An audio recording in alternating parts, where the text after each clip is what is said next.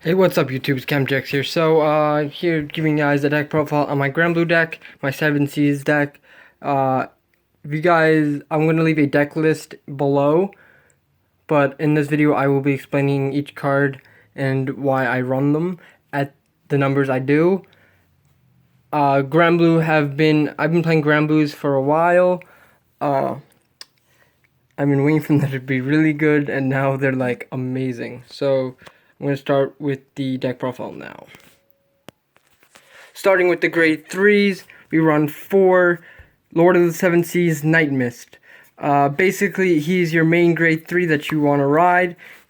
First, he's a limit break. When you ride him, a Granblue on top of him, give your Vanguard 10k, which is really not important because of turn your break riding, you're usually striding. You use him for the next ability, which is call 2 units from drop zone and give them both plus 5k, and at the end of their turn, you retire the units called using this as skill.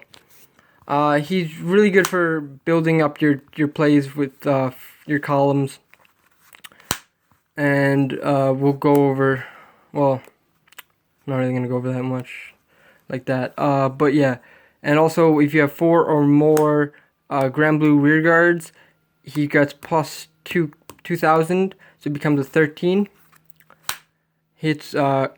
Cross rides aren't a thing anymore, but he would hit cross rides. They're not even that big of a thing anymore. I'm not sure if they are at all, but yeah. So here we go. So yeah. Next we run 3 7C Sage Plegaton. Basically, his ability is Counterblast 2 from drop zone. You can, if you have a 7C's Vanguard, you may ride him as rest at the beginning of your ride phase.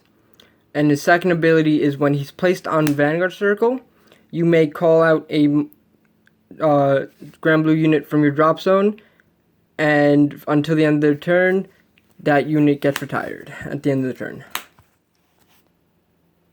Moving on to our grade 2s, we run 4 7C's Master Swordsman Slash Shade. His skill is Counterblast 1 from drop zone. Choose one of your grade 1 or greater rear guards and retire it, and call him to the rear guard. If you have a 7C's Vanguard, it also gains 2,000. You can only use his ability if you have 7C's Vanguard, and when he hits the field with the ability, he gains 2,000, so he becomes 11k attacker. He sets up your combo plays, lets you attack more than 3 times in the turn. It's really, really solid grade 2. I see a lot of people running him at 2 or 3. I think 4 is a perfect number because it just allows you to get more attacks off of him. And there's not many grade 2s that do this, that allow you to call themselves from drop zone during battle. I don't think there are any other ones, but yeah, so he's really solid. He's one of my favorite grade 2s of this deck. We have 2 Ruin Shade. I see a lot of people playing him at 4. I feel like 4 is way too much, because he's only really good early game to set up your drop zone to let you mill 2. For his ability, he's put 2 cards from your drop zone into your deck, from the top of your deck, and when he attacks, if you have a Granblue Vanguard, you may pay the cost. If you do, it gains 2,000 until the end of turn, so he becomes 11k attacker. So you ride him, and you mill 2, so you're attacking for 11, and he just hits grade 3 grade 3 numbers. So if you want to play the grade 2 game, this is the card to have on your Vanguard. Next up, we have 2 Negarooks. Hollow, Generation 1, when this unit attacks a Vanguard, it gains plus 2,000 until the end of that battle, and if it's hollowed, it gains 5,000 more, so it becomes a 16,000 attacker by itself. So what you do is you break ride, call him hollow, attack for 21, then sack unboosted, sack him off, call out Slash Shade, and attack, make that column attack for 18. So basically you're attacking for 21, then 18, and you're getting just more attacks out of your rear guards. Next, we run 2 Skeleton Cannoneer.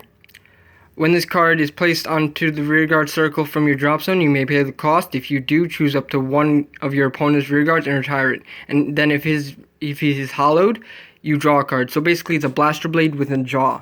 So it's a basically better Blaster Blade. Just the draw part of it is just amazing. So basically, you're negging your opponent a resource and drawing a card from your deck. In my opinion, that's really, really plus. You may disagree, I don't care. And then we played the Tech 1 Columbard. On boost, Counterblast 1. When this unit attacks a Vanguard, if this card is boosted, you may pay the cost. If you do, choose one up to one of your unit from your drop zone and call it to rearguard. Again, for that extra attack bonus, you're not using you don't use his ability like every game, but he comes in handy when you need him. Moving on to grade 1s, we have 4 Water Spout Dijins, your GPG, or PGG, whichever you want to call it. Unflipping damage in this deck is really important, and you don't have to worry about your rearguards being attacked, because usually they're going to be retired. So these are the best PGs to run, and you use so many counterblasts in this deck that it's not even funny. So the more unflips, the better. Next, you have 4 Tommy the Ghosty Brothers. It's your stride break. You're not running Night Rose, so it doesn't. The second effect doesn't really. The first effect doesn't really matter. It's just you use him as a stride fodder, and he's also a target for the Ghosty Stride. He's also a 7k booster if you need it. Every deck should be running a stride enabler, in my opinion. Next, one of my favorite grade 1s, 7 Seas Houseman Nightcrow. His ability is from drop zone. Choose one of your rear guards with 7 Seas.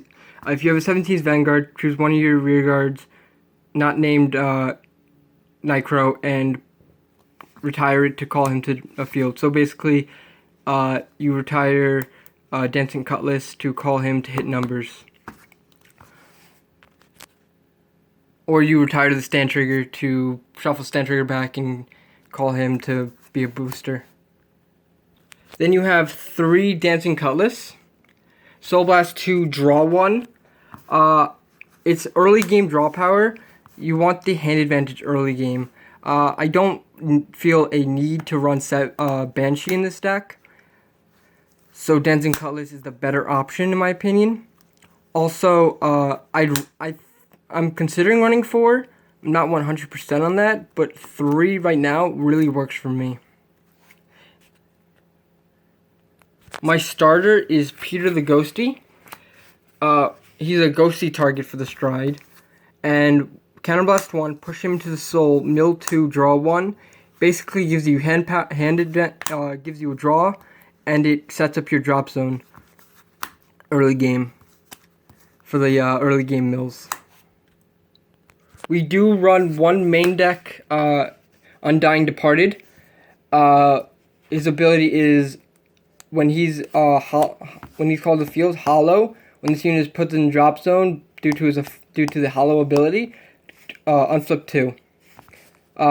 Again, unflipping damage is really important in this game. So yeah. Then we're running 4 heals basic, running 10 crit because crits are good, and this crit's the best crit. Push in the soul, draw a card.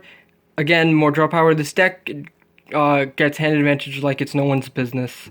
It's so freaking good. Then you have your 2 stands. What he does is hollow when he's called to the field from drop zone. Give a unit, any unit, even your Vanguard, plus 10k until the end of their turn. And at the end of this turn, and if this card's retired, you shuffle back into the deck. So basically, you give unit 10k, sack it off, call out Nightcrow, and booster 7. Onto the strides. We run 3 Night Mist. It's Counterblast 1. If you have a 7 Seas Heart, you can call up to 2 units from your drop zone, and at the end of the turn, retire them. He's basically really good for your mid-game plays. Not a finisher, but he's really good mid-game. You really want to first stride. You want to go into Ghosty. Then, depending on your situation, you want to go into him, or even Ghosty. 40% of the time, I go him. Like at the other 60, I'm usually going Ghosty because I just like filtering out the deck of non-triggers. My favorite stride of the deck: 3 Obadiahs. When you stride on top of him, look at your deck for 3 units, put him in the drop zone. If 2 or more have hollow ability, you may call a Ghosty behind him. He's really good for setting up your drop zone, turn 1 stride, and he's really good for filtering out your decks of all non-triggers. So late game, if you go him again, you look at your deck, oh, I have all triggers left. Oh, time to freaking trigger like a motherfucker. And finally, we have 2 Night Rows. Another game ender. Pay 2 gauge. When each unit attacks, you may call 2 units from your drop zone to different rows. And yeah. So basically, you're making a new column. And then what I like to do is attack with her, call 2 units in one column, and then attack with 1 unit, and then sack it off, counterblast to another one to call out a slash shade. So you're getting 1, 2, 3. You're getting 1, 2, 3, 4, 5 attacks in on this turn.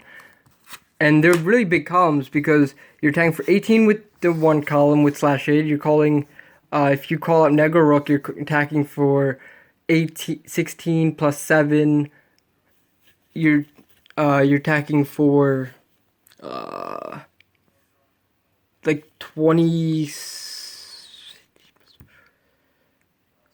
25. No, 26. You're attacking for 26. Sorry, I can't math. So yeah, guys, that's the deck profile. Tell me what you guys think in the comments below, and I'll see you guys later.